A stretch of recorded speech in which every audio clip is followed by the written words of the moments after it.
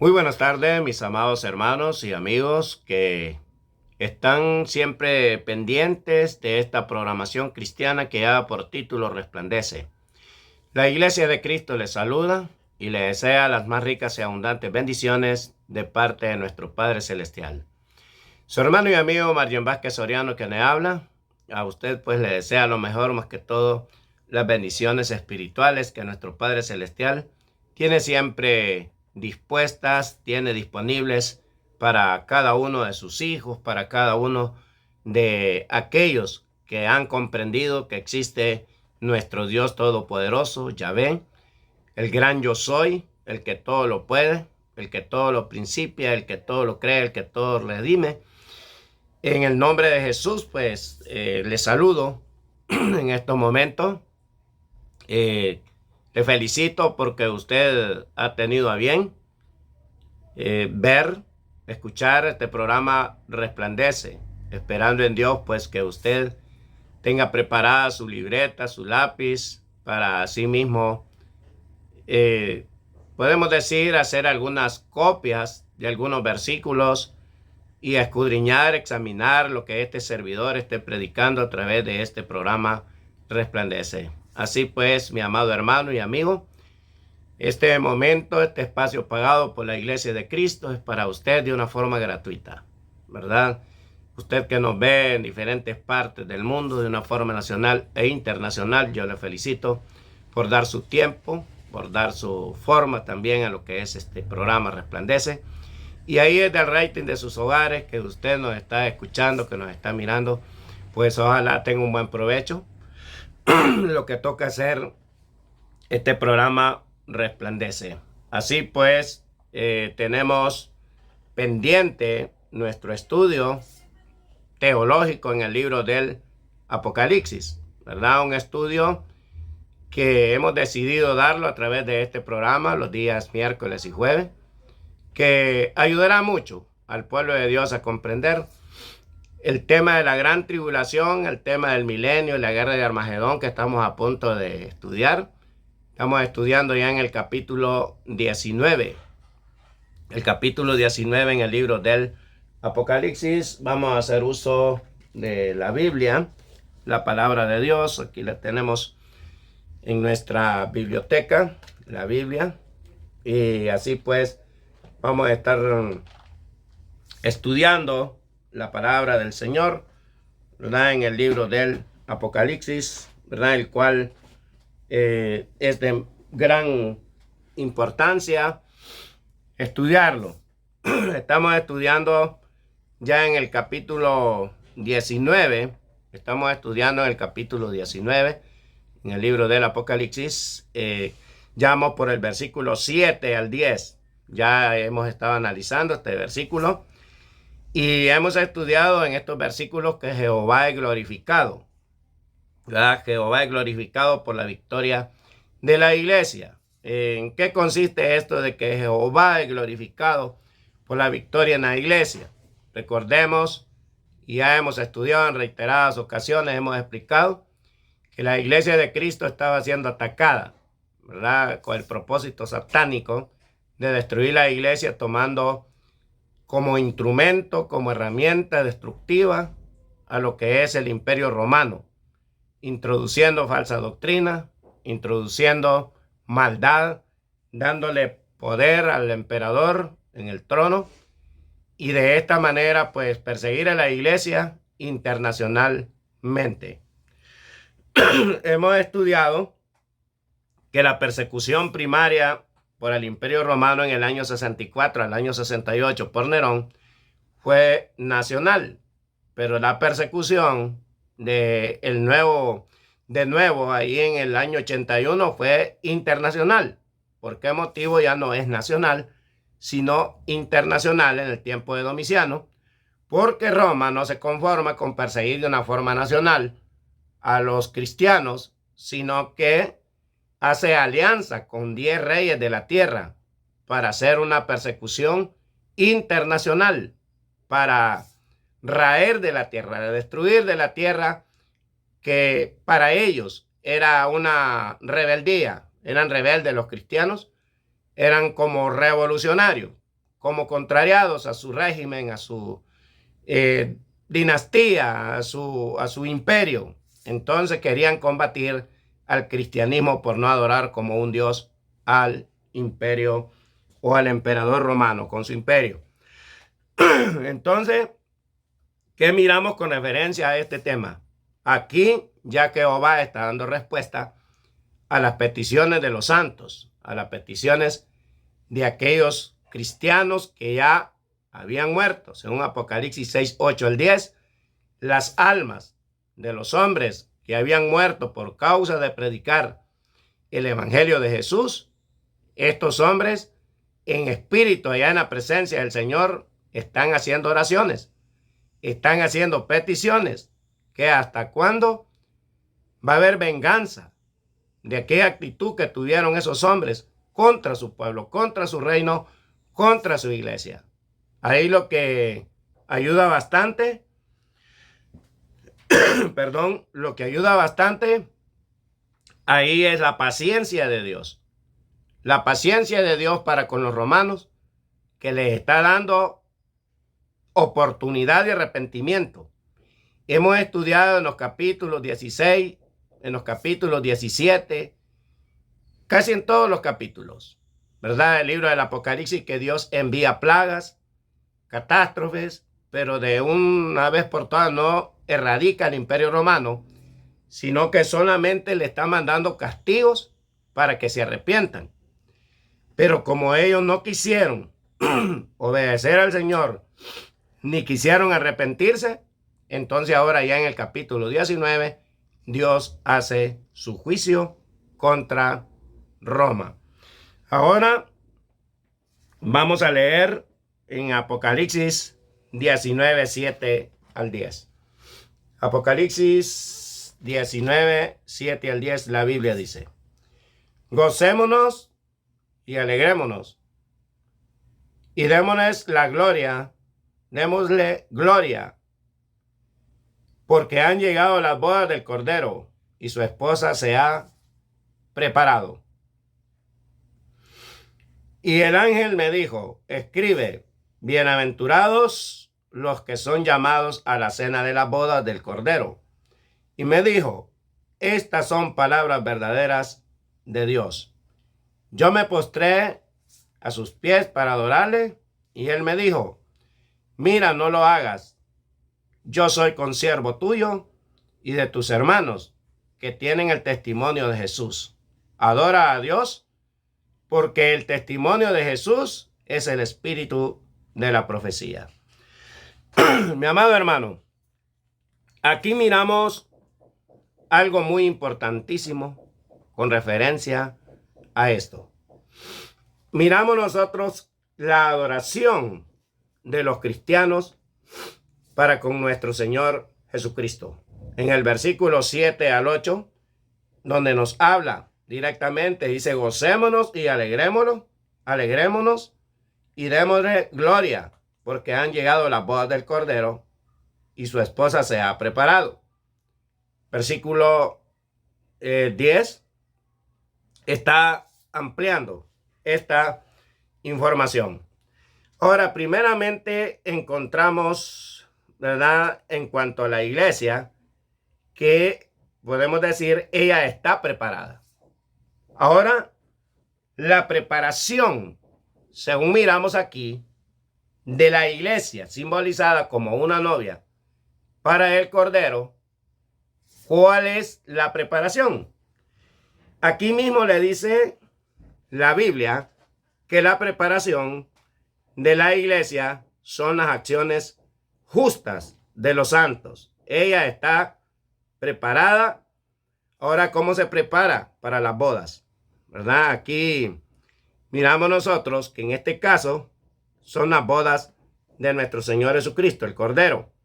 ¿Verdad? Dice que está su preparación o vestido son acciones justas, dice, hacia su fidelidad al Señor. Volvemos a leer el versículo 8. Nos dice: y ella se le ha concedido que se vista de lino fino, limpio y resplandeciente, porque el lino fino es las acciones justas de los santos. Ahora, la iglesia cómo puede prepararse para encontrarse con Jesús y unirse eternamente con Él. La preparación no es porque yo haya pasado un instituto bíblico, en un instituto bíblico estudiando, en una escuela bíblica tampoco, en una universidad bíblica tampoco. No es, por supuesto, el estudio teológico es bueno para adquirir conocimiento, pero la preparación del pueblo de Dios, la preparación de la iglesia es hacer la voluntad de Jesús. Acciones justas, no injustas. Un cristiano no puede andar enredado en los negocios de la vida, dice la Biblia. Un cristiano no puede participar como el mundo participa. Un cristiano no puede actuar con envidia, con rencor. Un cristiano no puede estar involucrado en negocios que lo convierten en un mentiroso. Un cristiano no puede estar afiliado con personas que realmente andan en negocios sucios en esta vida. Y así sucesivamente, puntos que pueden dañar, que pueden manchar la imagen del cristiano. Aquí es donde la Biblia a nosotros nos dice que la manera para prepararse para estas bodas es andar con acciones justas. Dice la Escritura, las acciones justas de los santos. Entonces la iglesia, dice aquí, ella está preparada y se ha vestido de lino fino, que son las acciones justas de los santos. Aquí miramos nosotros algo muy importante con referencia a eso. Perdón, damos un poquito mal de nuestro bronco y de nuestra garganta, pero todo que sea para la honra y la gloria del Señor. Hay un contraste evidente entre ella y la ramera. Note la diferencia entre su pureza y sus acciones justas en contraste con la fornicación y corrupción de la ramera. Las acciones justas de los santos también llevan en cuenta, se toma en cuenta que la iglesia no debe andar en adulterio, en fornicaciones, en suciedades de este mundo. No puede haber vínculos inadecuados, destructivos, engañosos, sino que tiene que ser en santidad. Seguimos mirando nosotros lo que es este punto tan importante. Si el cristiano, podemos decir, practica lo justo, ¿verdad? Entonces la iglesia está preparada para las bodas del Cordero. Su vestido es blanco, son las acciones justas de los santos. Hacer la voluntad de Jesús. Esto sirve, ¿verdad?, de un estímulo para nosotros los cristianos, según habla aquí en el versículo 8. Apocalipsis 19, versículo 8. Sirve como un estímulo para nosotros los cristianos, ¿verdad?, que estamos en la actualidad. Y también servía para aquellos cristianos que estaban siendo perseguidos por el Imperio Romano en la época primitiva, en tiempo que fue escrito el libro del Apocalipsis en el año 81 al año 96 con la recia persecución de Domiciano. Podemos ver este punto y presenta una razón para ser fieles en medio de la tribulación. La esposa del Cordero es la iglesia. En la segunda carta a los Corintios 11, versículo 2, dice el apóstol Pablo, inspirado por el Espíritu Santo, que él está luchando para presentarle la novia, la esposa, el Cordero, como sin mancha y sin arrugas, sin defecto. El ministro inspirado por el Espíritu Santo, el apóstol Pablo, está preocupado, está instruyendo, está introduciendo esa bendición de enseñar al pueblo de Dios cómo conducirse fielmente, correctamente, para poder participar de las bodas del Cordero.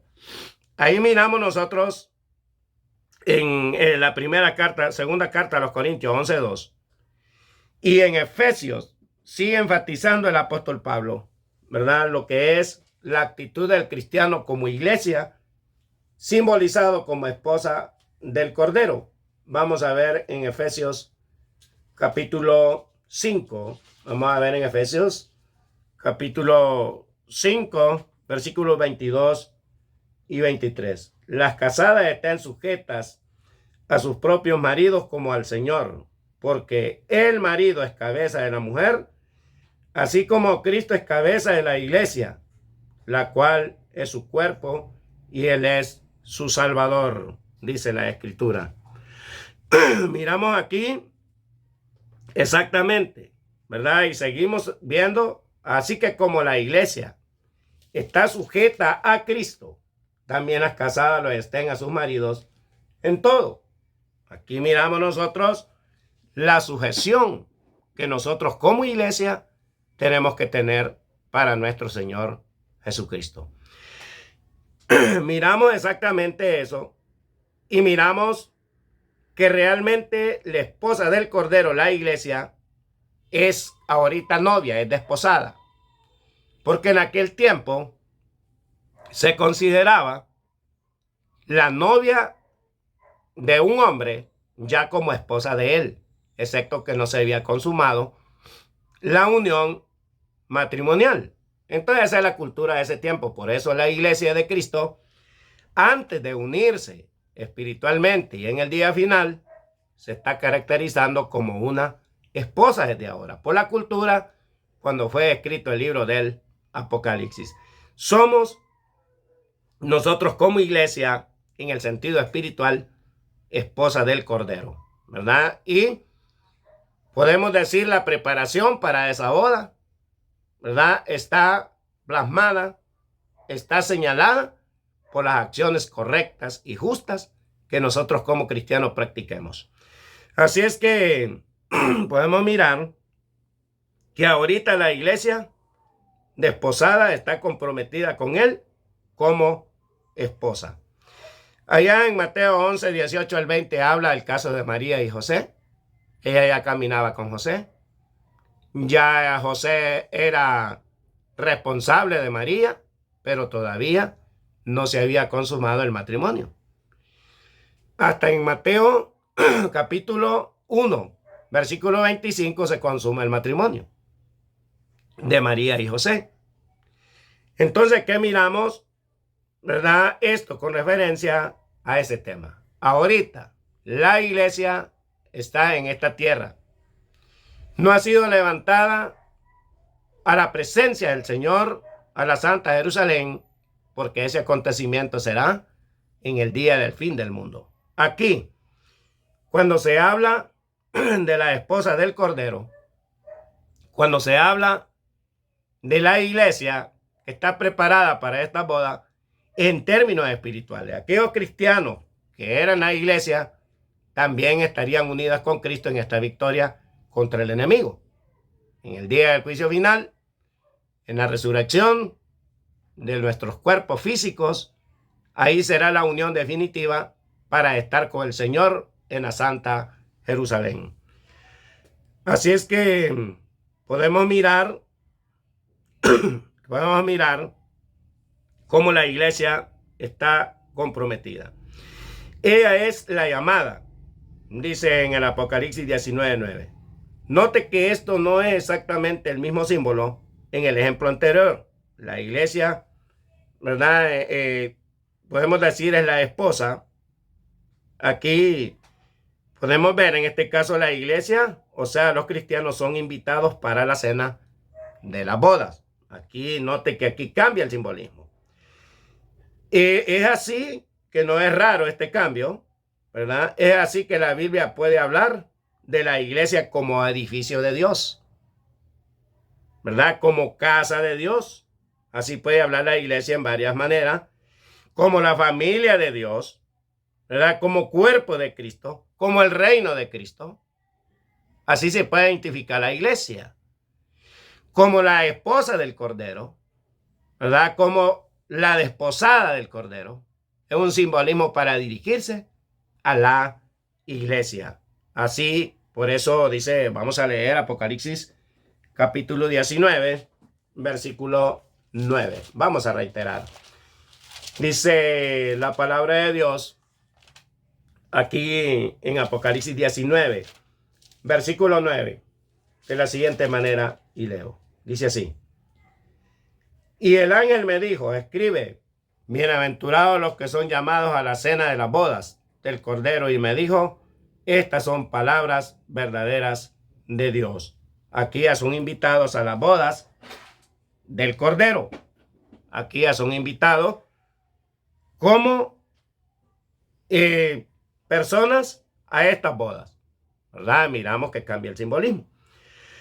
La bendición en este texto es que en poder participar en esta ocasión de gozo con el Cordero, ¿verdad? O sea, en la victoria. Esto es lo que significa, se participa.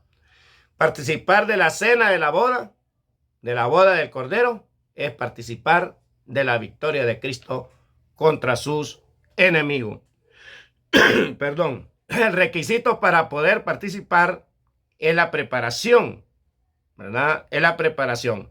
Vamos a ver Mateo 22:11 en el Evangelio según Mateo capítulo 22, versículo 11. La Biblia nos dice de la siguiente manera. Evangelio según Mateo 22, versículo 11. Ahorita pues lamentablemente nos ha atacado problema, ¿verdad? De esta gripe, pero eso es pasajero. Eso no impedirá que nosotros prediquemos la palabra de Dios. Dice de la siguiente manera Mateo 22:11 y dice así.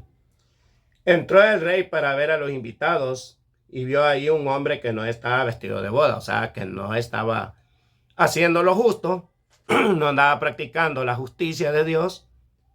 Y dice, y le dijo, amigo, ¿cómo entraste aquí sin estar vestido de boda? O sea, no era un cristiano verdadero, no andaba actuando correctamente, por lo tanto no podía estar ahí. Dice, y más él enmudeció. Entonces el rey dijo a los que servían, atale de pies y manos y echarle en las tinieblas de afuera. Ahí será el lloro y el crujir de dientes, porque muchos son los llamados y pocos los escogidos. ¿Qué podemos ver con este texto bíblico? Este hombre que entró a las bodas del Cordero quizás pudo haber sido un predicador, pudo haber sido un diácono, pudo haber sido un anciano en esta tierra, pudo haber sido un evangelista, posiblemente, entre comillas, ¿verdad? Un profeta, ¿verdad? Un apóstol moderno, ¿verdad? Un hombre que sanaba, moderno, como dice Mateo 7:21 al 23, nunca os conocí. Ahí está, que fue atado de pies y manos, porque sus acciones no eran calificadas como para entrar a la boda porque no eran justas. Las acciones justas de un cristiano es hacer la voluntad de Jesús. Esa es la preparación, esa es la vestimenta que se necesita, las acciones justas de los santos, ¿verdad? Miramos aquí esa preparación, ¿verdad? Lo que dice la Escritura. Ya en el versículo 17 y 18 del Apocalipsis 19, 17 y 18 existe otra invitación. Ya esta invitación no es a la boda, no es de regocijo, no es de alegría, sino de destrucción. Aquí podemos ver otro punto más. Miremos 19, 17. Y vi un ángel que estaba en pie en el sol y clamó a gran voz diciendo a todas las aves que vuelan en medio del cielo, venid y congregaos, dice, a la gran cena de Dios, para que comáis carne de reyes y de capitanes, y carne de fuertes, carne de caballos y de sus jinetes, y carne de todos, libres, de esclavos pequeños y grandes, dice la Escritura. Aquí miramos la invitación a la gran cena, pero esta cena es diferente. Esta cena no es de regocijo. Esta cena no es un premio. Esta cena no es de unión con Cristo. Esta invitación es de destrucción. Como quien dice, está invitando para que vean la destrucción de los enemigos del pueblo de Dios. Ahí se habla, ¿verdad? ¿De quiénes? Entonces, ¿Qué miramos nosotros? La victoria de la iglesia depende de su fidelidad a la palabra de Jesús. El testimonio de Jesús, dice el versículo 10, que es el espíritu de la profecía. Mi amado hermano, aquí está otro punto que observar. Usted que está mirando este programa Resplandece, usted tiene que tener muchísimo cuidado, porque también depende de la fidelidad a la palabra de Jesús. Por eso dice el versículo 10, al testimonio de Jesús, ¿verdad? Que es el espíritu de la profecía, que ya fueron cumplidas las profecías, están escritas, y al predicar el evangelio cumplimos la profecía de Jesús. Cuando la iglesia es fiel a su testimonio, o sea, al testimonio de Jesús, ella muestra que tiene el espíritu de la profecía. Cristo es el fin de la profecía, ¿verdad? Pero si no es fiel a la doctrina de Cristo, no tiene a Dios. Segunda de Juan, versículos 9 al 10, dice, cualquiera que se extravía y no persevera en la doctrina de Cristo, no tiene a Dios. El que persevera en la doctrina de Cristo, ese sí tiene al Padre y tiene también al Hijo, incluso prohíbe. Si alguno viene a vosotros y no trae esta doctrina, no lo recibáis en casa, ni le digáis bienvenido. De ninguna manera. Si no trae esta doctrina, se puede complicar usted, mi amable televidente. Mi amado hermano en Cristo, no ande atendiendo doctrinas falsas, porque lo van a perder. Las acciones justas, las acciones aprobadas por Cristo, que usted ha estado practicando, pueden mancharse con una doctrina falsa que usted reciba en su propio hogar. En el Evangelio según Juan, capítulo 14, versículo 23, dice Cristo que el que guarda su palabra, el que obedece su palabra, promete que el Padre y el Hijo, Dios completito, viene a ser morada con él y él con el Padre. O sea, es recíproco, el Padre habitando en nosotros y nosotros en él. Al hacer su voluntad, vendremos, dice, a ser morada con él, ¿verdad? El Padre y el Hijo. Juan 14, versículo 23. Pero si no estamos haciendo la voluntad de Jesús, esa promesa no es posible. Mi amado hermano, vea eso. Juan 14, 23 y 24. Segunda de Juan, versículos 9 al 11. Póngale atención a eso.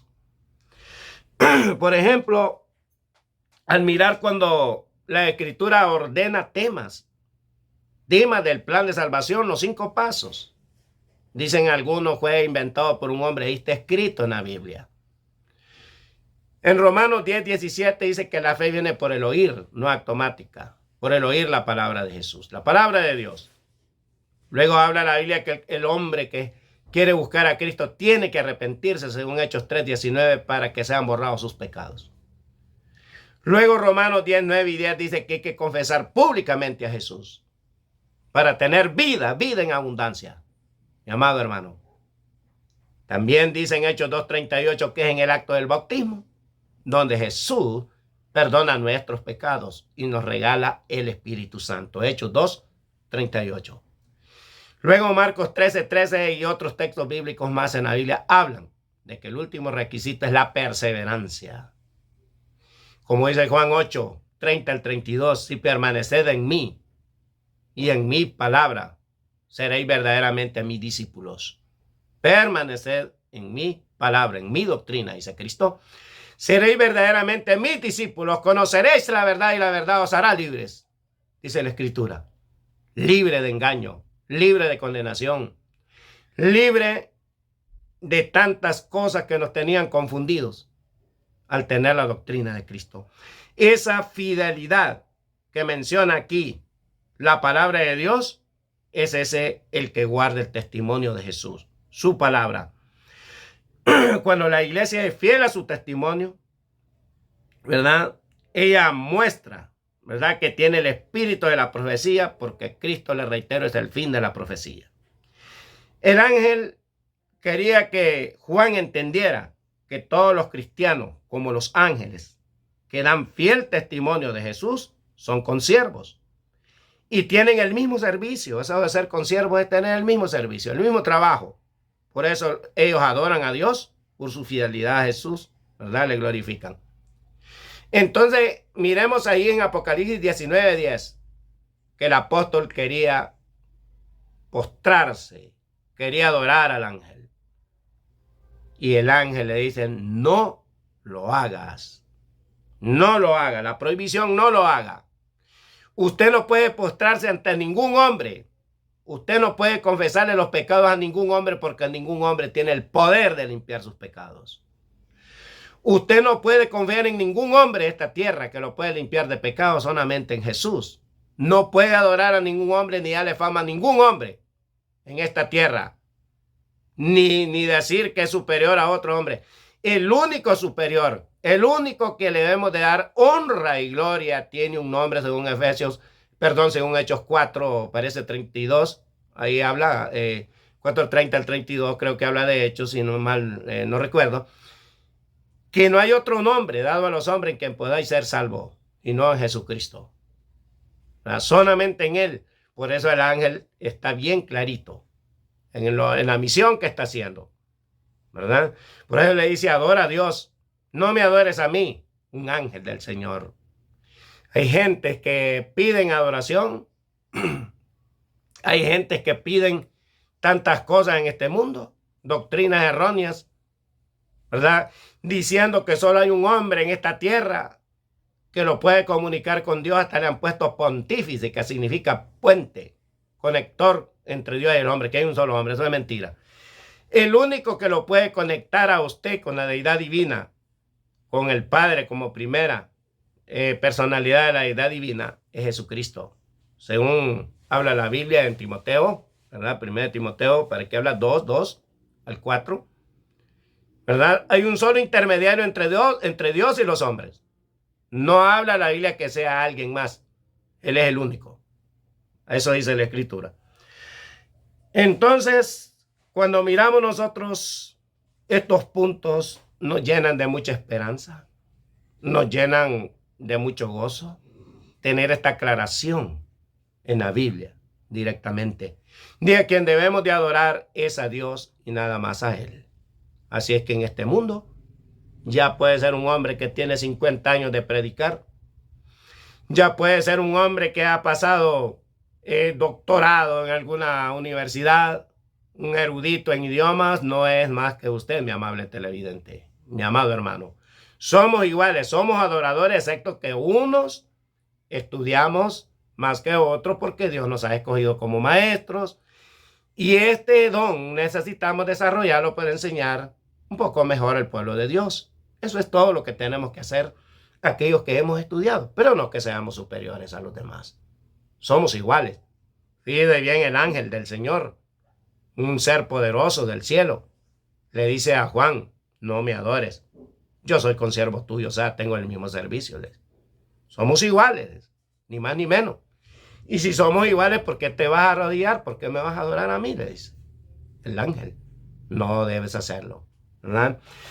Así es que no hay ninguna base en este texto para la teoría falsa que alegan que la iglesia tiene que tener profetas inspirados para poder dar testimonio de Jesús. Al contrario, cuando nosotros predicamos el evangelio, cumplimos las profecías antiguas. Primera de Pedro, vamos a leer 1:10 al 12. Vamos a estar escudriñando la palabra de Dios. Primera de Pedro, vamos a leer aquí la escritura con tranquilidad. Primera de Pedro.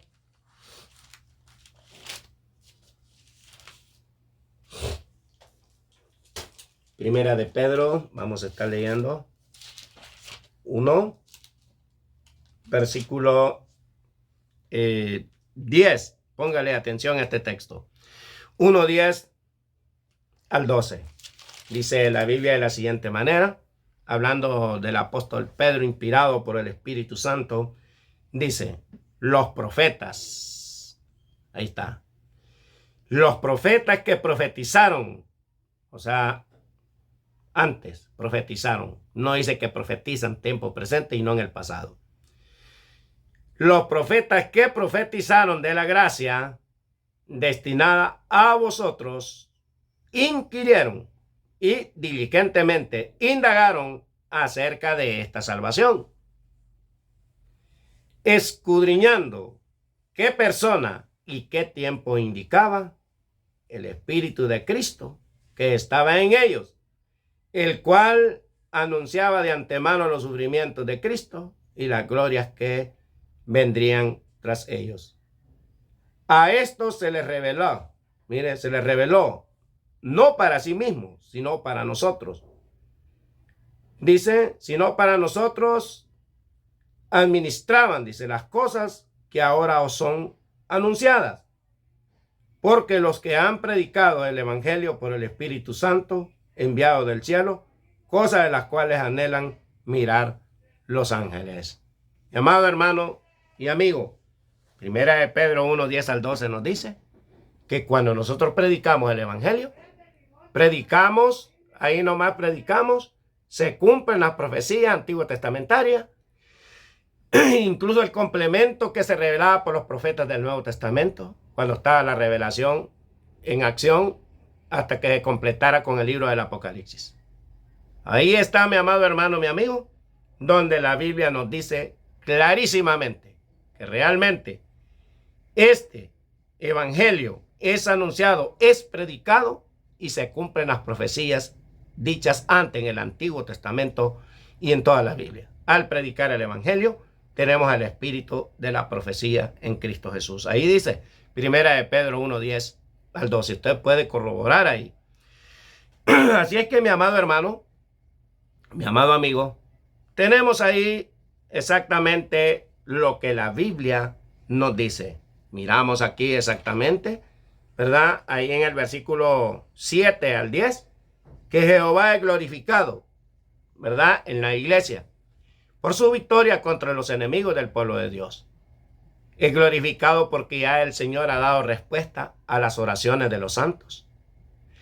Es glorificado porque antes de que se comience la batalla, el Señor ya está anunciando la victoria contra ellos. O sea que es segura.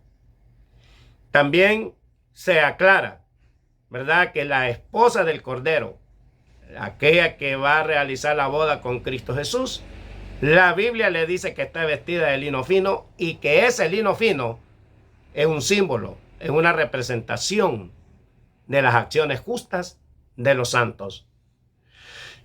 Cuando nosotros miramos lo que la Biblia a nosotros nos indica, que el mejor comportamiento que tenga el cristiano, eso lo emblanquece. Eso lo hace resplandeciente. Eso lo hace aceptable ante el Todopoderoso cuando hacemos su voluntad. Amado hermano, mi amigo, esto es lo que la Biblia a nosotros nos dice. Es la preparación de la iglesia como esposa del Cordero.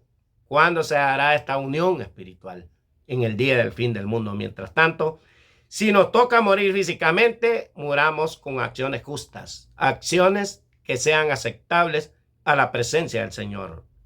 Pero usted como cristiano, usted como cristiana, nunca, pero nunca tome la palabra de Dios como para negociar, como para lucro personal. Nunca tome usted la fe, esta fuente espiritual de salvación para los seres humanos, para lucro personal, para pecar con ellos, de ninguna manera. Usted y yo debemos de andar limpiamente, debemos de andar correctamente para ser aceptables. De esta manera la Biblia dice que nosotros seremos participantes de las bodas del Cordero. Seremos participantes, nos invita y nosotros mismos estaremos unidos con Él espiritualmente. En 1 Tesalonicenses 4, 16 y 17 habla del levantamiento de la iglesia. Habla de esa iglesia que Cristo ya compró con su sangre derramada en el madero, según Hechos 20, 28. ¿Verdad?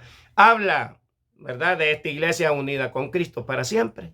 En el aire, ser levantada en el aire para ser trasladado y vivir para siempre con Él en la Santa Jerusalén. Es una unión espiritual entre Cristo y su iglesia por siempre. Así es que aquí en el libro del Apocalipsis tenemos nosotros el anuncio de esta unión espiritual, la alabanza hacia Cristo por su acción de haber liberado a su pueblo de estos terribles perseguidores, asesinos de la iglesia. Y ahora la iglesia es invitada para esta boda. Una boda también contra los perseguidores de la iglesia de destrucción. Porque esa cena, no es boda, es una cena, perdón. Una cena de destrucción contra los enemigos del pueblo de Dios. Así es que esto es lo que indica el libro del Apocalipsis. ¿Con quién es el conflicto ahí? Es con Roma, el imperio romano, el perseguidor de la iglesia primitiva. Esto fue escrito en el año 81, el año 96. En ese tiempo el perseguidor de la iglesia era Domiciano. Así es que, mi amable hermano, mi amigo, tengamos cuidado con el libro del Apocalipsis, porque hay muchos por ahí que pueden engañarlo, ¿verdad? Pueden engañarlo con este libro de símbolos y le pueden venir metiendo doctrinas como el premilenialismo, posmilenialismo, ¿verdad? ¿A qué me refiero con esto? Que la victoria de Cristo, dicen ellos, será cuando venga el fin del mundo y después estarán 1000 años disponibles para que Cristo reine de Jerusalén sobre toda la tierra. Eso es falso, ¿verdad? La victoria es espiritual y si Dios nos lo permite, en el próximo estudio, ¿verdad? Vamos a estar estudiando ya Apocalipsis 19, 11 al 21, el cual ahí se describe la batalla en el lugar llamado Armagedón. Ahí vamos a estudiar ese tema de la lucha de esa guerra, que es un término simbólico, ¿verdad? En la guerra de Armagedón. ¿Qué es la guerra de Armagedón? ¿Quiénes están combatiendo? ¿Quiénes combaten? ¿Quién sale victorioso? ¿Y de qué se trata? Así es que no se pierde el próximo estudio, que ahí pues estaremos dando la explicación de la guerra de Armagedón. Le dejo pues con esta explicación en Apocalipsis capítulo 19, versículo 7. Estudiamos hasta el versículo, podemos decir hasta el versículo 11. Vamos a continuar con este estudio, si Dios quiere, la próxima oportunidad, ¿verdad? En este mismo canal, en este mismo lugar, donde se predica en este programa Resplandece de 4 a 5 de la tarde. Que Dios les bendiga.